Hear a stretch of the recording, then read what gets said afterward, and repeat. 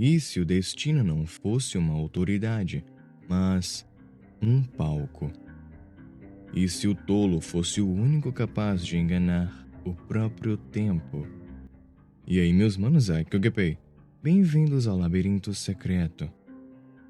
Hoje você vai entender passo a passo não apenas o que é o caminho do tolo, mas por que essa é uma das trajetórias mais profundas já escritas sobre identidade, destino e enganação existencial. A maioria das obras trata o poder como força bruta, como algo que se conquista com violência, domínio ou projeção de autoridade. Lord of Mysteries, porém, faz o contrário. Aqui, o poder nasce da interpretação e a capacidade de ler o mundo, manipular suas regras, dobrar a realidade pela força da percepção, não pela força do corpo. E o caminho do tolo é a forma mais elegante e desconcertante de fazer isso. Ele pega um ser humano comum e o reconstrói através de papéis sucessivos. Primeiro, interpretar, depois fingir, depois iludir, manipular, reescrever e, no fim, transcender até aquilo que chamamos de destino. É uma jornada em que a identidade se desfaz, se multiplica e renasce sob outras máscaras. Já adianto que esse vídeo vai conter leves spoilers de Lord of Mysteries. Se você quiser mais vídeos destrinchando Lord of Mysteries nesse nível, já deixa o like agora.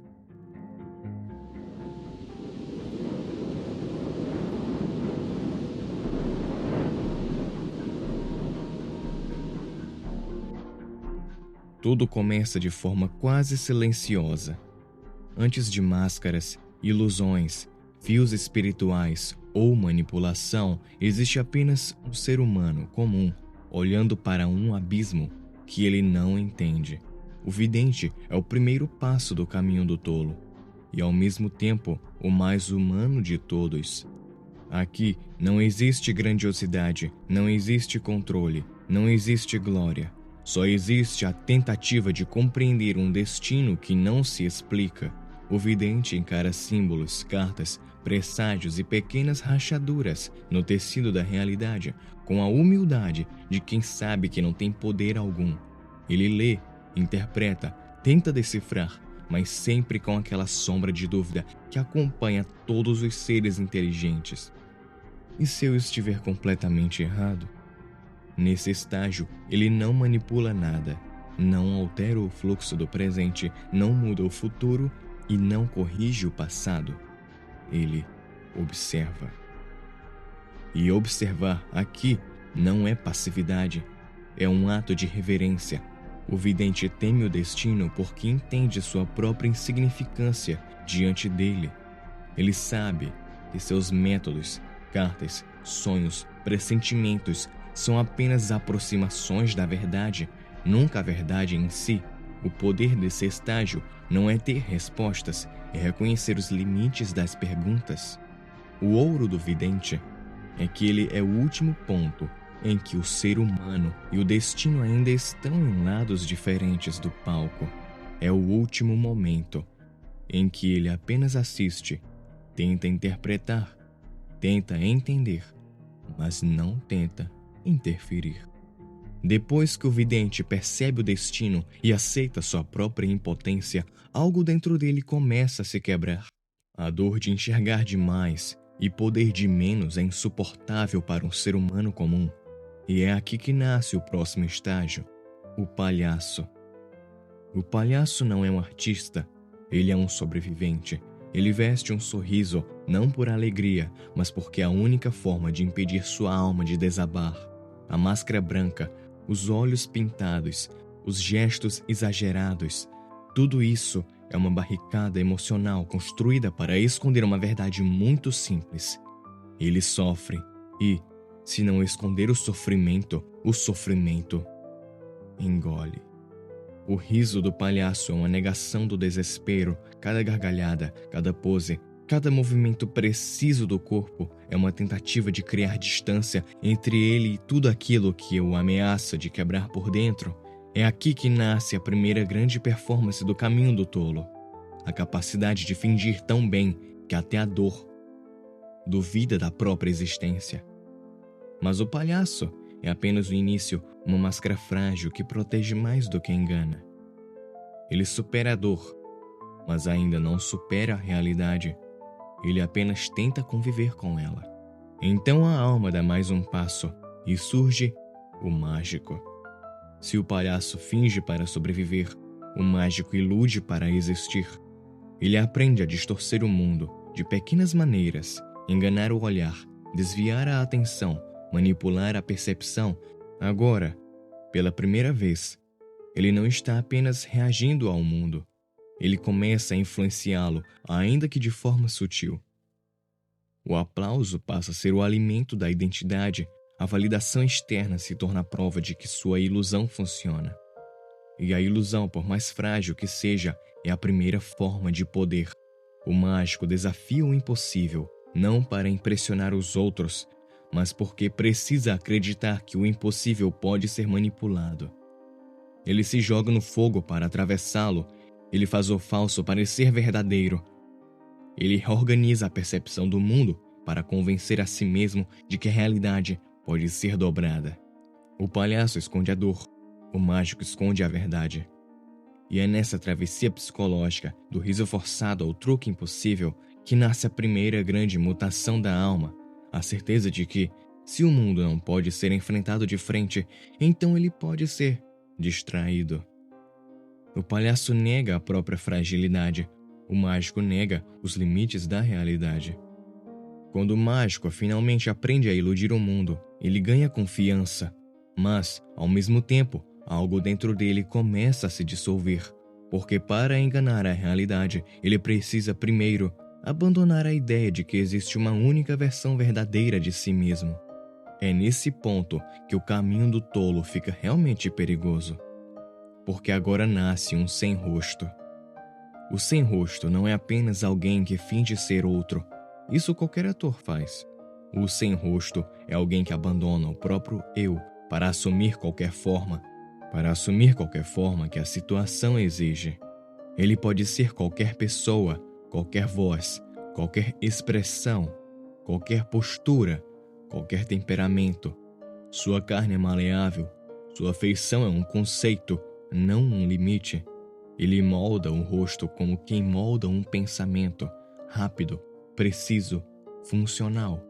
Mas há um detalhe terrível nisso. Ele só consegue ser todos esses outros porque já não sabe mais quem é ele mesmo. A filosofia desse momento é cruel, mas inevitável. Ser muitas pessoas é a prova final de que você não é nenhuma. O palhaço escondia a dor através de um sorriso, o mágico escondia a verdade através da ilusão. Mas o sem-rosto dá um passo muito mais profundo. Ele esconde a si próprio atrás de possibilidades infinitas. Aqui a identidade deixa de ser uma construção emocional ou social, ela se torna um fardo e, portanto, precisa ser descartada. O sem-rosto é a primeira ruptura ontológica do caminho do tolo. É sobre não pertencer a lado nenhum.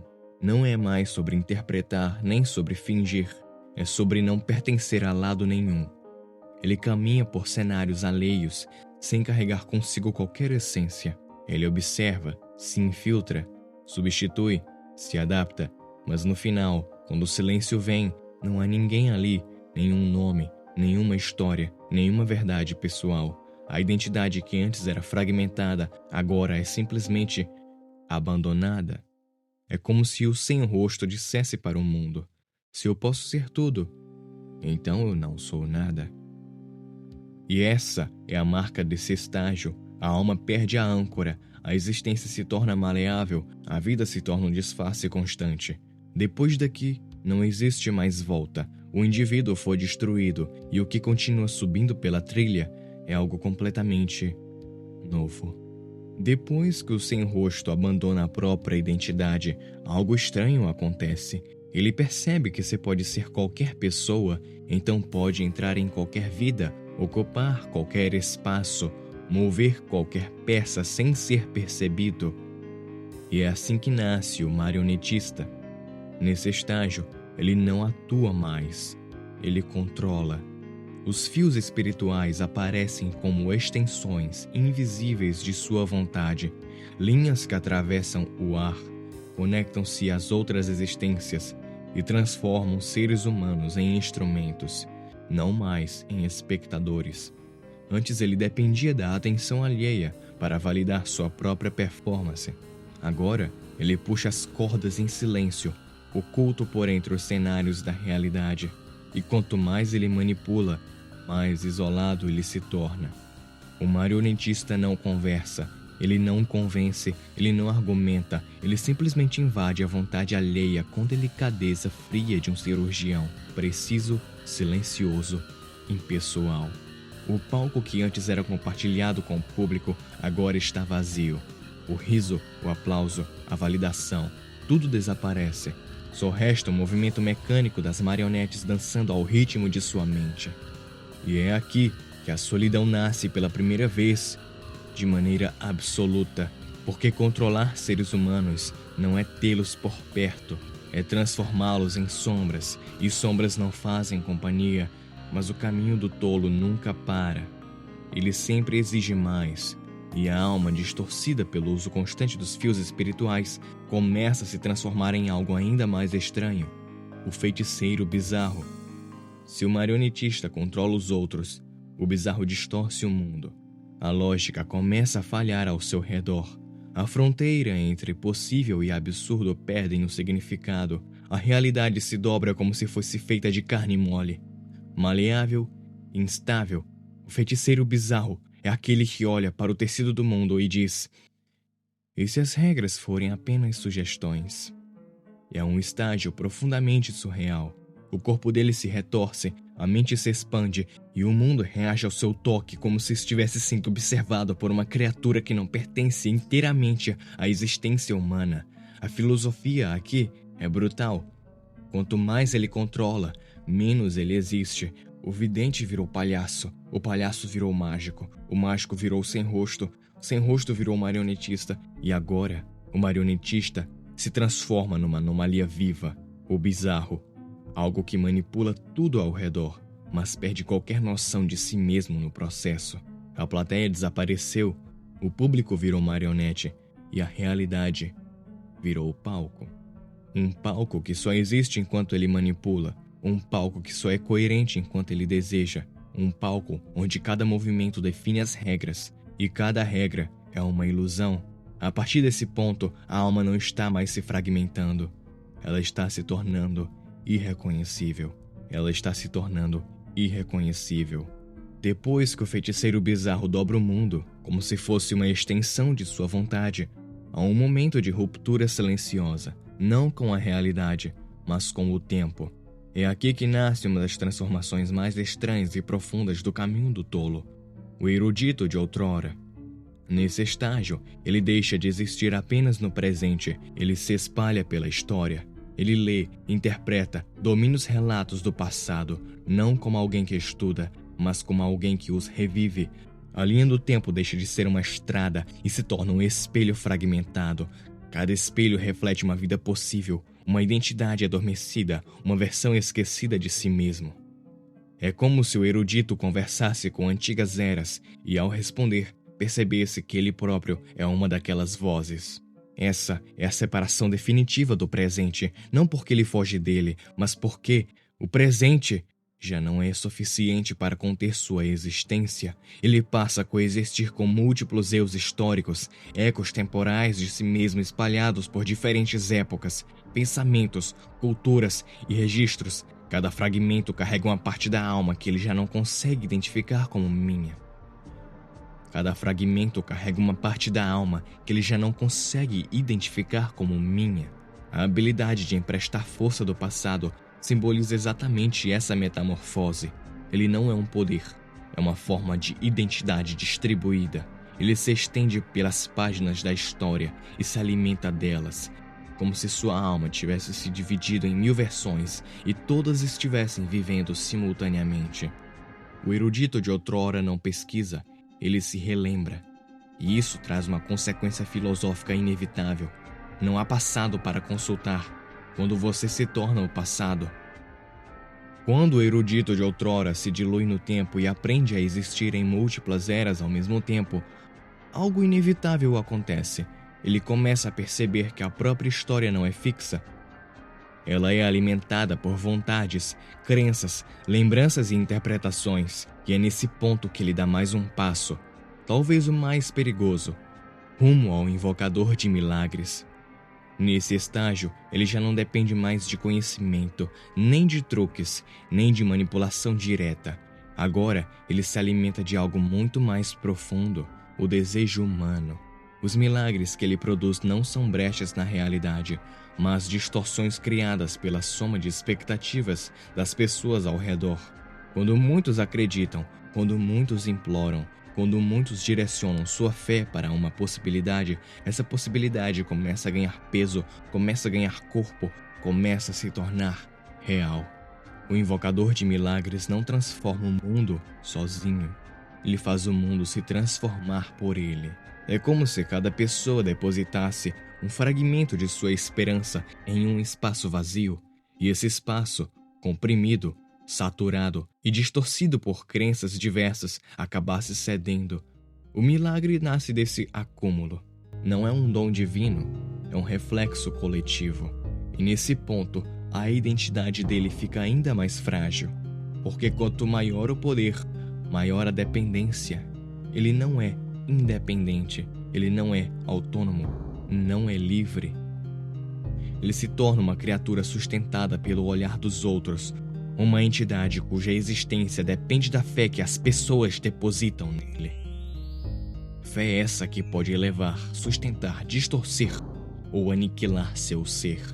A filosofia desse estágio é dura, desconfortável e inevitável. Um ser que depende do desejo alheio não é livre. Ele é apenas a soma das expectativas de todos.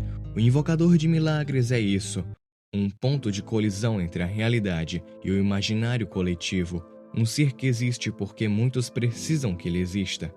Um poder que cresce à medida que a própria noção de individualidade se dissolve. Ele já não cria milagres, ele é criado pelos milagres. E enquanto a realidade cede à vontade, ele perde cada vez mais da própria essência, porque a partir daqui, o que sustenta sua alma não é mais ele mesmo, mas um mar de crenças, pedidos e projeções que o moldam como uma estátua viva feita de expectativas alheias. O invocador de milagres não é um deus, ele é um espelho, e cada pessoa que olha para esse espelho ajuda a definir o que ele é.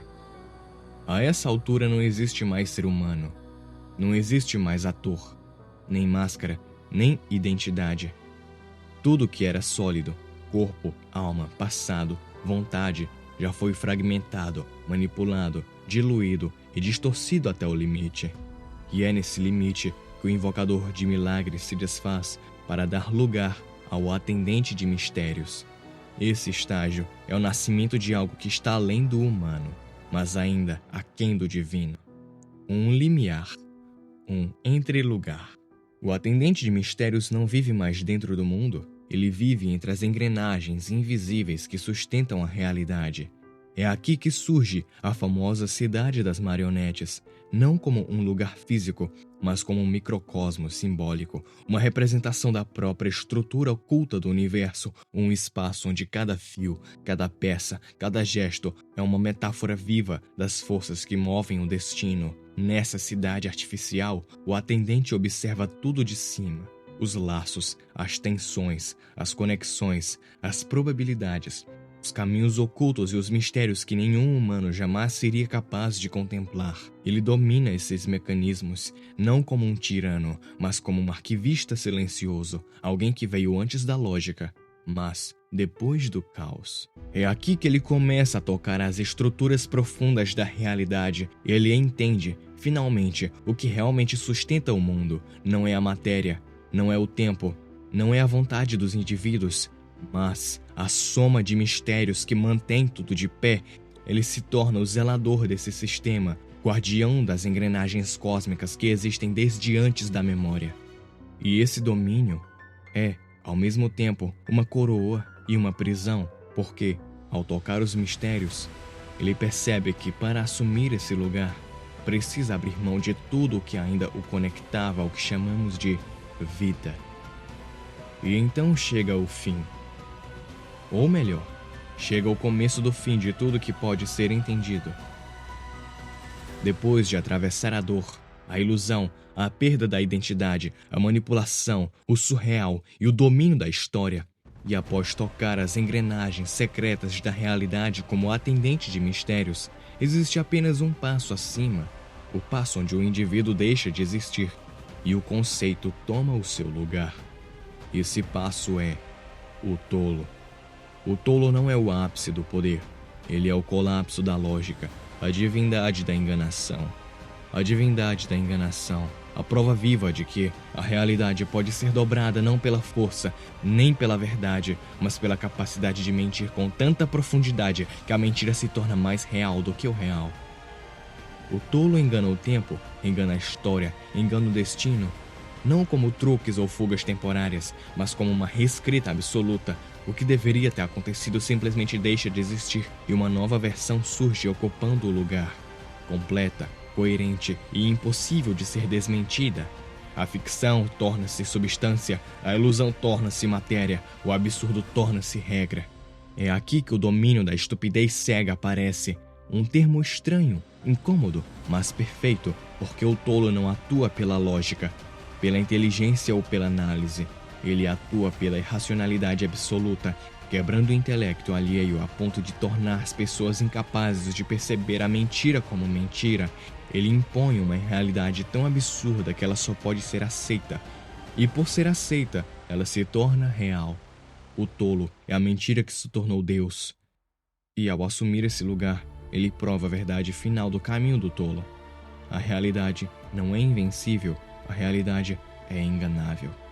E no fim de tudo, quando o tolo finalmente se ergue acima das máscaras, das ilusões, dos fios e dos próprios mistérios, surge a verdade silenciosa por trás de toda essa jornada. Um ser que começou como espectro, na plateia do destino, tentando entender seu ritmo apenas pelo véu da adivinhação, aprende a caminhar por esse palco com uma reverência quase sagrada. Do vidente que observa humildemente, ele se transforma em ilusionista, não daqueles que enganam as pessoas, mas daqueles que iludem as próprias regras do mundo. E então, na grande inversão, ele chega ao ponto mais alto e mais solitário. A plateia desaparece, o teatro é o mundo, e o único espetáculo restante é ele mesmo assistindo a peça que ele mesmo escreve, interpretando o papel de coautor da existência, tão enganado quanto o próprio destino que tenta manipular. É nesse momento que ele compreende: a realidade é apenas uma mentira sofisticada. E o tolo é quem a contou primeiro. No fim, ele descobre a lição mais profunda de todas. A verdadeira liberdade não é controlar o destino, é deixar de ser refém dele.